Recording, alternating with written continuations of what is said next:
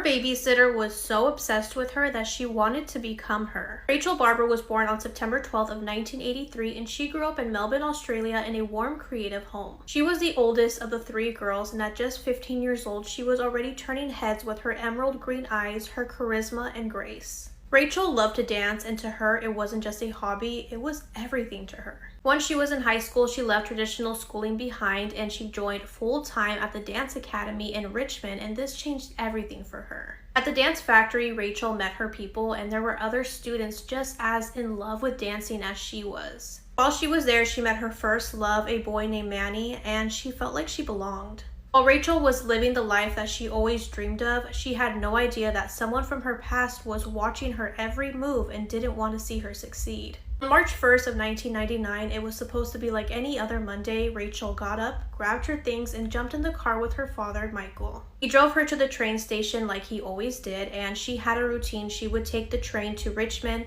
meet up with a friend for breakfast, and then they would walk to dance school. Before she got out of the car, her father reminded her that he would be there at 6:15 p.m. sharp to pick her up, and as she was walking away, that would be the last time he ever saw his daughter alive. That day, Rachel seemed a little off. She seemed distracted, and she had told her friends that something very important was going to be happening after class, but she couldn't tell them what. All she was able to tell her friends was that it was something big and it would pay her a lot of money. Many of her friends and boyfriend assumed it was probably a modeling gig since she had done that before. Later that evening, Michael got to the train station at 6:15 p.m., just like he said he would, and as he was waiting for Rachel, she never came out. At first, he wasn't too concerned. He thought maybe she missed her train when she was talking to her friends or her boyfriend, so he would just wait for the later train, and he waited. Train after train pulled into that station, and Rachel never came out. Michael eventually drove home, probably trying to tell himself not to freak out.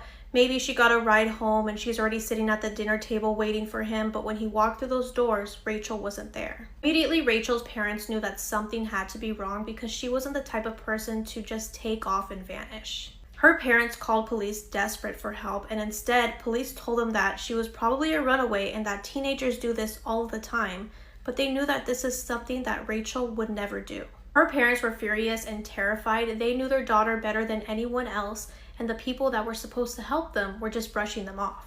As time was ticking by, they ended up doing their own search. They made posters, they made phone calls, they went door to door, they talked to her friends, and eventually her boyfriend Manny told them that she was taking on a job worth a lot of money, but he didn't know anything else because that's all that she told him. For the first few days, the case was pretty quiet, but then there was a break, a full week later. A girl named Allison, a former dance classmate, stated that she saw Rachel